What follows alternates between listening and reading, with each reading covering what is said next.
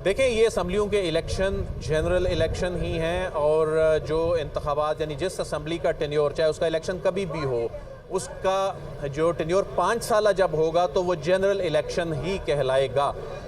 बाकी बात रह गई कि 90 दिन के अंदर इंतखाबात होंगे। देखें, अगले 3 दिन तो यानी इसमें जुम्मा, हफ्ता, इतवार तो वैसे गुजर जाएगा और उसके बाद अदालत ये कह रही है कि हमने पीर से इसकी डिटेल हेयरिंग करनी है। जब तफसीली हेयरिंग सोमवार से शुरू होनी है, पीर से शुरू होनी है, इसका मतलब है कि अगला सारा हफ्ता अदालत ने अपने जहन में ये रखा है कि इस पर हेयरिंग होनी है। उसके बाद जब हेयरिंग होने के बाद ये कंक्लूड होना है कि तारीख किसने देनी है, उसके बाद जब ये तय हो जाएगा कि तारीख किसने देनी है, फिर वो तारीख देने वाली अथॉरिटी तारीख देगी। उसके बाद इलेक्शन कमीशन शेड्यूल का ऐलान करेगा और पब्लिक नोटिस से लेकर जो विड्रॉल है नॉमिनेशन की और उसके बाद जो इंतखाबी मुहिम के लिए वक्त देना है और पोल डेट है, तो 90 रोज़ वाला मामला अब ख़त्म हो चुका है। इलेक्शन तो अब 90 दिन से आगे चले जाएंगे। लेकिन साथ ही साथ आईने पाकिस्तान इस चीज़ का तहफ़्फ़ुज़ देता है कि अगर कोई काम अपनी आइनी मुद्दत में नहीं मुकम्मल होता तो ऐसी सूरत में ये गैर आइनी नहीं होगा।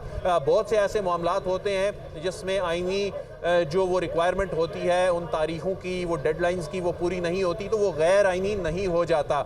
लेकिन यहाँ पर अदालत ने इसको फंडामेंटल राइट्स के यानी वोटर का फंडामेंटल राइट है, इसके अलावा जो पॉलिटिकल पार्टी का फंडामेंटल राइट है इनके आर्टिकल 17 के तहत, उसको प्रोटेक्ट करना है।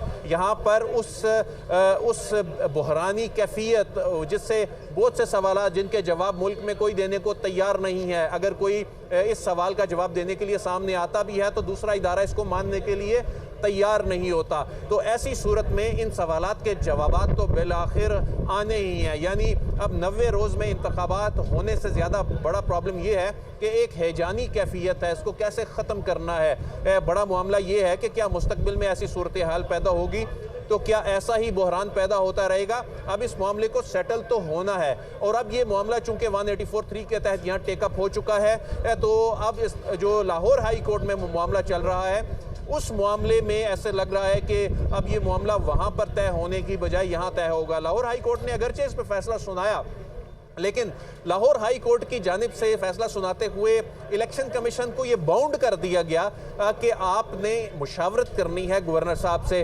उन्होंने गवर्नर साहब से मुशावरत की और उसके बाद गवर्नर साहब ने तारीख देने से इनकार कर दिया। तो इलेक्शन कमीशन ने कहा, देखें जी, हमने तो आपका जो हुक्म है वो मान लिया, लेकिन गवर्नर साहब तारीख नहीं दे रहे। उसमें तो ऐसा कुछ नहीं कहा था कि इलेक्शन कमीशन ऑफ पाकिस्तान खुद यकतरफा तौर पर तारीख दे दे। तो वहीं का वहीं मामला खड़ा है। आज इलेक्शन कमीशन का इजलास भी हुआ। आज इलेक्शन कमीशन के इजलास में जो गुज़िश्ता रोज़ अटॉर्नी जनरल को बुलाया गया था और 2 आइनी माहिरीन को बुलाया गया था, तो अटॉर्नी जनरल ने कल माजरत कर ली अब तहरीरी जवाब देने से। अटॉर्नी जनरल इस मामले पे बहुत मोहतात अंदाज में इस आइनी विकेट पर खेल रहे हैं। तो आज भी अटॉर्नी जनरल की जानिब से कोई एग्रेसिव या जारहाना रवैया नहीं अपनाया गया। तो अटॉर्नी जनरल जो है ये उनका भी इम्तिहान है इस क्रिटिकल सिचुएशन में कि अटॉर्नी जनरल क्या कुछ मोअज़्ज़ज़ जज साहिबान पर एतराज़ करेंगे। ये एक अटॉर्नी जनरल का इम्तिहान होता है जिसने इसी कम्युनिटी में रहना होता है। सुना जाएगा।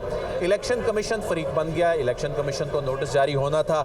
सदर मुमलिकत को नोटिस जारी कर दिया गया। पंजाब और खैबर पख्तूनख्वा के गवर्नर्स को नोटिस जारी कर दिया गया। Vice chairman Pakistan bar council को नोटिस जारी कर दिया गया। सदर सुप्रीम कोर्ट एसोसिएशन को, सुप्रीम कोर्ट बार एसोसिएशन को नोटिस जारी कर दिया गया। तो इसमें पीडीएम को भी नोटिस जारी कर दिए गए हैं। इसमें अटॉर्नी जनरल की जानिब से ये इस्तदा की गई थी, ये तजवीज़ दी गई थी कि जो सियासी जमातें हैं मुल्क की बड़ी, उनको भी नोटिस जारी किए जाएँ। तो इसमें जहाँ पाकिस्तान तहरीक इंसाफ को नोटिस जारी हुआ है, वहीं पीडीएम जमातों को भी नोटिस जारी हुआ है। और इसमें यह भी कहा है कि तमाम फ्रीकैन प्रिंट और इलेक्ट्रॉनिक मीडिया से इतला को भी नोटिस तस्वुर करें। यानी इस मामले की जो अर्जेंसी है, इस मामले की जो फौरी तौर पर हल तलब ये मामला है, इसमें फॉर्मल नोटिस जारी करने की बजाय इलेक्ट्रॉनिक और प्रिंट मीडिया में जो रिपोर्ट होगा उसको भी नोटिस तस्वुर किया जाएगा।